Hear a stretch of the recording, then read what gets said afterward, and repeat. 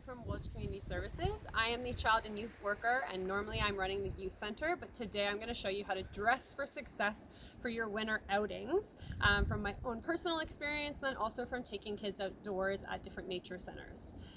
So we're going to start today. We are outside. I would not recommend getting dressed outside, so I'm going to quickly move on so I can get warmed up. So I'm starting with a simple base layer, just a cotton t-shirt and some leggings. If you have a cotton base layer, that's great. It doesn't have to be long johns. You want cotton because it's going to pull the moisture away from your body. You can use a tank top as well, but I like to have cotton right where I'm sweating because that's the whole point. Cotton layer, you're going to grab your next layer. This is a thermal turtleneck that I have. Again, it's light. It's going to be right next to my skin, so it's good if it has a bit of a sort of fleecy texture that's going to build up the friction. That's what's going to keep you warm here. I'm going to put that on. And the next thing I'm going to grab is my second layer for my legs.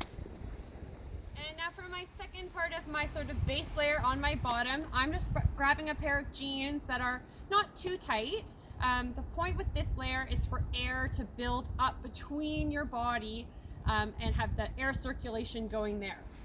Your own heating system. So the looser the better, but you want a decently thick material.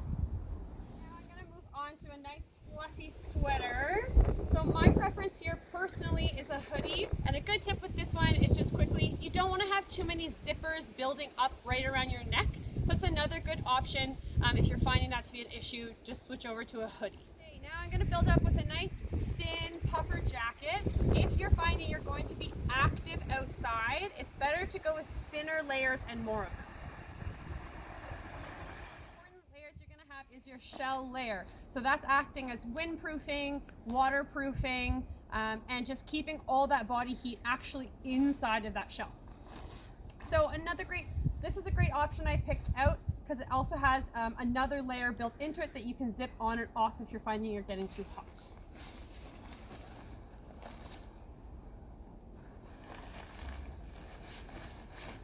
So I'm nice and bundled up here. And I also have a shell layer for my bottoms. Now, this is something I started wearing as an adult.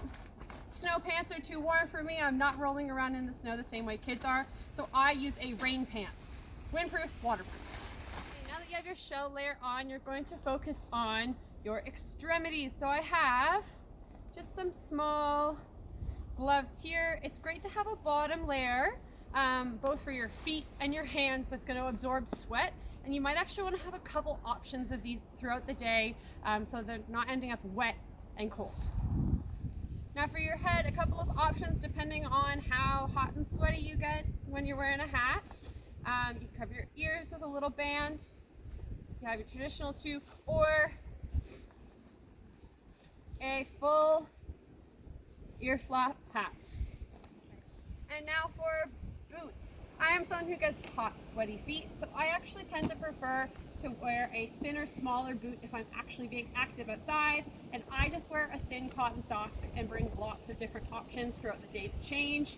But again, that's something you're going to have to test out as you go.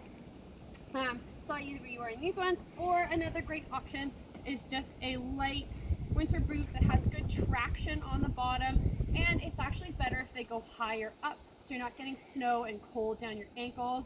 Or you could look into a gaiter, which is strapped underneath and go up to your knees. That will act as a snow pant, rain pant, just for your ankles. Finally, here are some things I bring with you. So in addition to snacks, which would be our protein balls today, I would have a first aid kit with you and always some water. Make sure you're drinking just as regularly as you would in the summer as you're hiking in the winter. And in my first aid kit, I'm going to bring with me sunscreen. Sunscreen and sunglasses are just as important in the winter as they are in the summer, so make sure you're keeping mind of your sun safety during your winter activities. And finally, one more quick tip I have is in case you do need to use any of that first aid or take a break, just a nice warm blanket in a garbage bag in your backpack provides a nice warm seat that's going to keep your butt from getting cold as you sit down. All dressed, I'm going to head out for my hike, so stay tuned for a couple quick tips. I hope you enjoy our snack. And make sure to check out that link with all the Woolwich trails on it. So thanks so much, everyone.